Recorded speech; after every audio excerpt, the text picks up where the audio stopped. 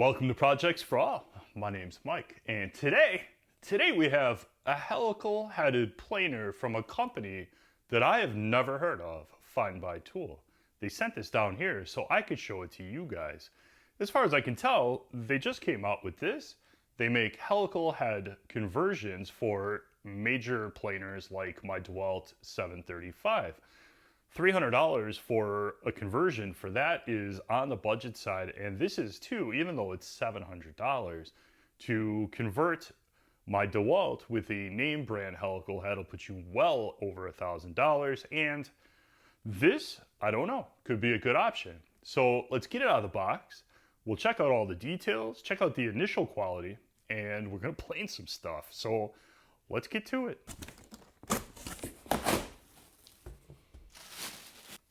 This actually looks very nice.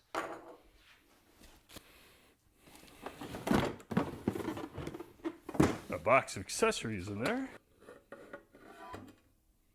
Well, simple enough. 4-inch and 2.5. We got some spare cutters, then a pair of T-handles, which is a little better than most do. Very nice. They look like Torx. Spare screws, most likely for these cutters. A very small amount of hardware. Owner's manual, of course. And our crank, which looks like most cranks you find with these planers. Metal with the plastic knob, which is nice. All right, let's start our walk around on the top here and we'll work our way down. We got our knob, which I'm about to attach. The knob is basically your measuring device for adjusting your planer carriage. You start at 0. As you go down, 1/64 of an inch, 1/32 of an inch, 3/64, and then max depth for one cut is 1/16 of an inch. So one revolution of this all the way around is going to be 1/16, and that is max cut. We're just going to put our screw in there, Phillips head. That's pretty much all the assembly we're going to have to do to this, short of putting our dust chute on the back. So everything in here is black, and it's kind of hard to see, but this handle here locks your carriage when you make a cut. So you have 4 rubber pads, one on every corner, and these rubber pads wedge against these rods here that the carriage rides on. It's a little stiff to pull, but that's good. So pads are attached here, and I'm not going to try and adjust the carriage because you can damage the chain and screw things up while it's like this, but there's one in every corner in the back there too, and there's unlocked for your carriage. On the front here, there's just a couple things. This is a very basic tool. You have obviously your power switch, that's on, that's off. You got a little key that pulls out, that makes the power switch useless. So if you have kids at home or an orange cat, you can lock this thing down. You got a reset button for your motor right next to your switch, which is nice. You have access, obviously, for your brush on this side, and the other one is on the opposite side right here. Both easy to get to change the brushes or check them. You have a stop block, so this unlocks it. This block right here moves up 1/4 inch increments, 0 to 1 inch. Rides on a detent. Now, trust me when I say do not allow this to come all the way out of here, this bar right here. You'll hate your life because they're right inside here on the side of this bar is a spring and a ball detent that will immediately fall out of there if you pull this thing out, and it probably took me half an hour to get it back together. A bolt here with the jam nut, so it's adjustable, and if we crank this down to 1 inch or so, you can see you're at 1 inch on your stop block. So this is for repeatable cuts. If you want to make sure you're stopped at, you know, whatever, 3/4, half an inch, 1 inch, you can make sure that you're getting repeatable cuts. On this side, you have your scale, both in centimeters and inches. Maximum plane height is 6 1/4. And there is your scale right there. This line is 3, although the 3 is up here.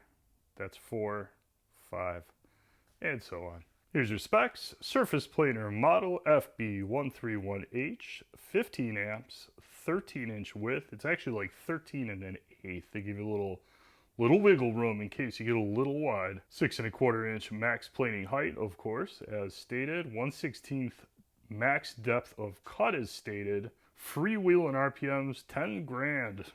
And 33, whatever that means. Here on the back side, we have a very nicely designed, very basic wire cord keeper attached to the underside of our table. We got 7 feet of cord. And we have a table that folds down nicely. They have a piece of spring steel under here. It's right here, you can barely see it. But it holds the table down and it holds the table up. Very nice storage as the bolt tables, front and back, fold up and stay up, which is very nice. A whole lot of not much going on back here. So we got 2 knobs on either side here for this plastic cover. Plastic knobs, but heavy duty plastic. This cover comes off here, and voila, beautiful cutter head. You have a lever right here. This is your lock lever.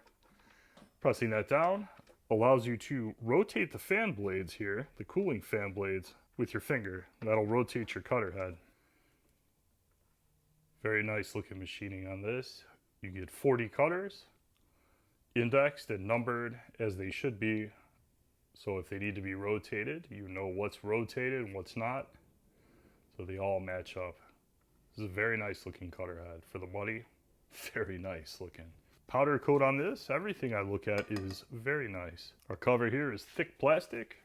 It's got foam to connect with our fan. Cover's a little bit flexible as it's plastic, but all these plastic parts are pretty thick and they feel pretty nice actually. I'm going to show you the table in the back because we're already back here. So you have jam nuts and bolts here. The bottom edge of the table sits on these 2 bolts. There's one on every corner. This is exactly the same design in the front. This is how you adjust the height of this. So you want to make sure that the table inside and these wings are 100% flat as we can possibly get them, and we're going to get the straight edge out and check them, because to avoid stipe, to avoid any kind of binding, we're going to want the wood to go straight in and straight out the other side. So we got 4-inch. We can remove this 2.5-inch end by taking this screw out here, and this is probably the flimsiest thing on this entire tool, but you know, it is what it is. So you got hooks on the back of this cover and holes right there for screws. So we're gonna hang it on the top here. And that's it. We'll put the screws in underneath. Came with our hardware kit, and that's it. Very nice stainless steel tables. They feel like very nice quality. They have a very sticky, probably anti-corrosion surface on them. This one here, if you look inside, there's a couple guards right here to keep your wood on track. Just used a basic multi-surface household cleaner and we got this pretty clean. We got all that goop off of there. This came out to pretty much a mirror shine. You can see your cutter head up there. That's beautiful. It's gonna be a shame the first time we play and this is gonna get scratched up. All right, let's throw our straight edge on there. We are off by more than 10 thou. That's 10 thou. We are off by more. The wings, both front and back, are high, so we're gonna lower them down a little bit and we'll give it another try. The jam nut and the bolt are both 10 millimeter. 1 full turn, tighten our jam nut. Let's see where that lands us. Should not have put the dust hood on yet, but you know how that goes. These two are stuck together. That nut's totally seized on that bolt. Let me get a socket. We'll just rotate the nut 1 full turn and we'll put the bolt back in. We'll probably have to adjust the other side and then double check this side, but good to 6 thou. Let's do that. I'll do the other side and then we'll double check both sides and make sure this thing's totally flat. Nobody has ever bought a wood planer based on noise level, but I'm curious. We're about 30 inches from the machine.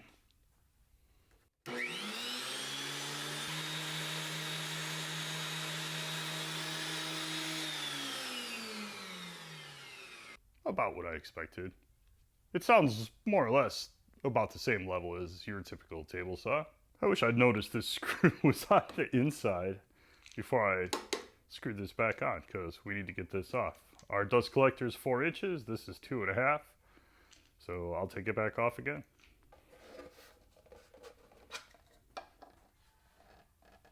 Just to sort of test, we're going to do a 2x4. This is rough construction stud. I'm speaking in true measurements here. It's 5.5 by 1 inch. This is red oak. This is hickory, 5.5 by 3/4. It's a nice looking piece of hickory. This is 1 inch by 5.5 poplar, nice and green looking. 8 inches by 1.5. This is maple. I don't know if the rustic part actually means anything. You guys can comment down there. One thing I really miss that is a feature on the DeWalt that I own that I use a lot. I have the DeWalt 735, and it's got a little indicator right here, so I can lower the carriage down on a piece of wood and see how much I'm going to take off. A 64th, a 32nd, and there'll be a little gauge right here.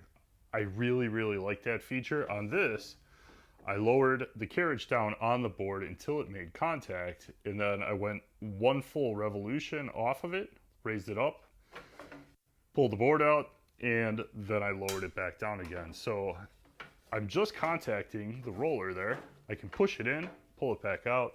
Let's see how it does. First cut on a 2x4. Let's see how much we take off.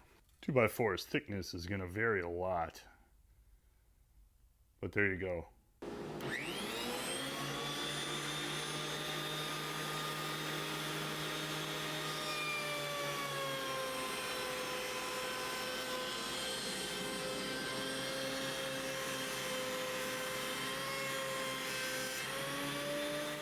All right, so two passes that made cuts, essentially. Very nice, smooth finish on this, very smooth.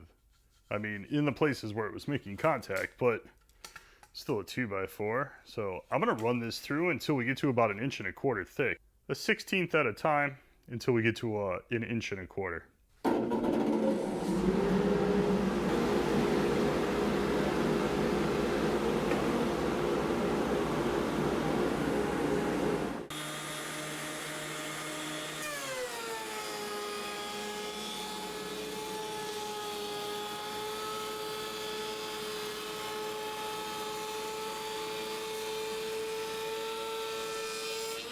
Oh, look at that.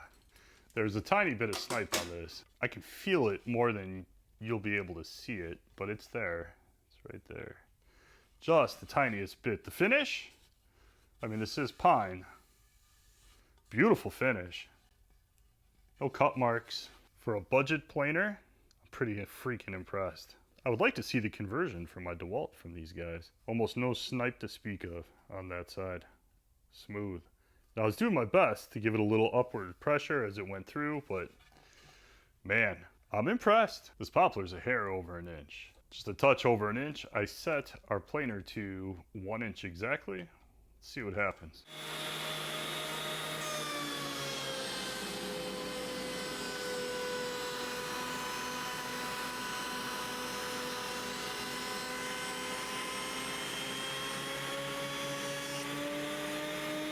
Virtually no snipe on that pass. Tough to argue with this finish. As smooth can be. This planer works amazingly well for its price. Let's do one more pass on the poplar. We'll do 3/64. So half a turn on the crank, lock it down.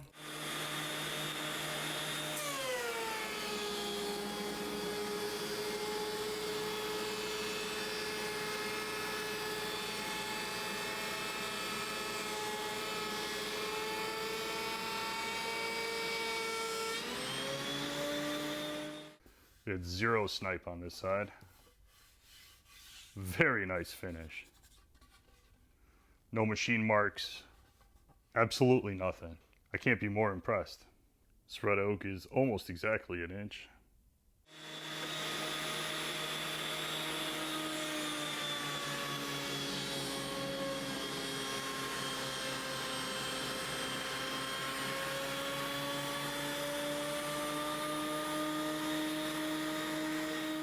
I don't know how much I can get that on camera.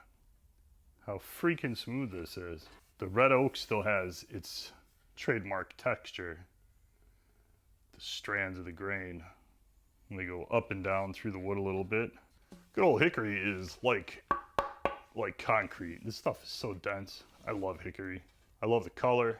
I love the grain, the character. Just a hair over 3/4. All right, let's run it through.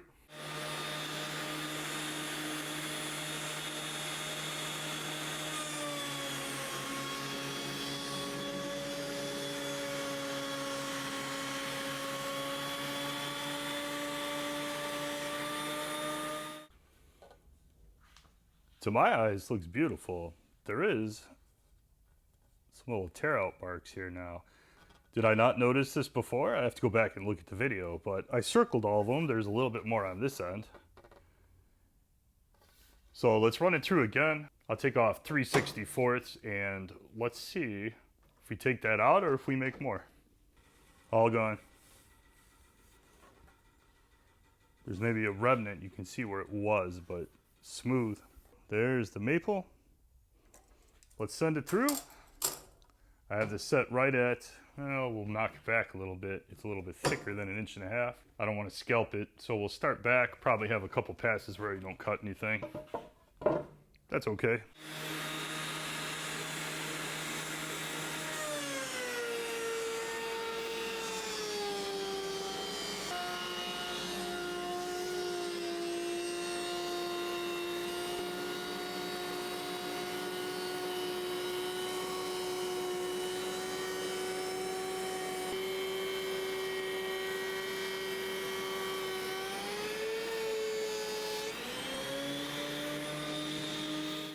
Did quite a few passes with this one. There you go. I can see where the snipe would be, but I almost can't feel it. Dust collection, surprisingly good. I actually wasn't expecting much as far as dust collection goes, but you were just looking at the backside. There's like nothing back here. This is all we got. Not bad. With the Harbor Freight dust collector. So how did we do with this one? I'm very impressed. Very, very impressed. If this had the little gauge on the front of it to tell me how much I was going to cut when I fed, I'd call this perfect. It's the only thing it's lacking, in my opinion. The sides are plastic. I don't know. You could ding it for that if you want to. The table, I didn't get 100% flat, so I went a little high on the ends. And it worked out perfect. His snipe was at a minimum. I always put a tiny bit of upward pressure feeding and then receiving on the backside. Just a little bit of pressure to keep it from dropping when it comes off that first roller. So the adjustment seems to work fine. It's got tons of power, tons, and it makes a glass smooth finish, even on hickory and some of that really hard stuff. I mean, that's only what, 5.5 inches wide, so we're not talking 13 inches wide hickory and you're taking a 16th. I don't think you're supposed to do that. I think it's a 3/64 is max on wide hardwood. So what do you guys think? Because in the end, that's all that really matters, is what you guys think. For the price for the helical head, I'd say it's buy. Dust collection, excellent. I have to go back and look at my old video. We did the DeWalt 734, it was a friend's. We did that one, but I believe I left the 2.5 inch end on it and then necked it back up to 4 inches, and I was having all kinds of dust collection, clogging problems. I have my big old DeWalt. This weighs about 20 pounds less. It's actually a little more pleasant to lift this. That is real big, man. The handles are out here. It's 100 pounds on you with your arms out in front of you. This is easier to hold. And I like the fact that platforms raise and stay raised. The back one does it too. Even with the dust collector on there, if you raise the carriage all the way up, it'll keep itself up. Also, you have the cord keeper on the bottom of it holding it up. So it gets reasonably compact. I can't give you a compelling reason not to go buy this thing. FindBuyTool. Who would have thunk it? Thanks for watching. If you guys liked the video, hit like because you're a nice person. Hit subscribe if you want to. Thanks for watching. I'll see you in the next video.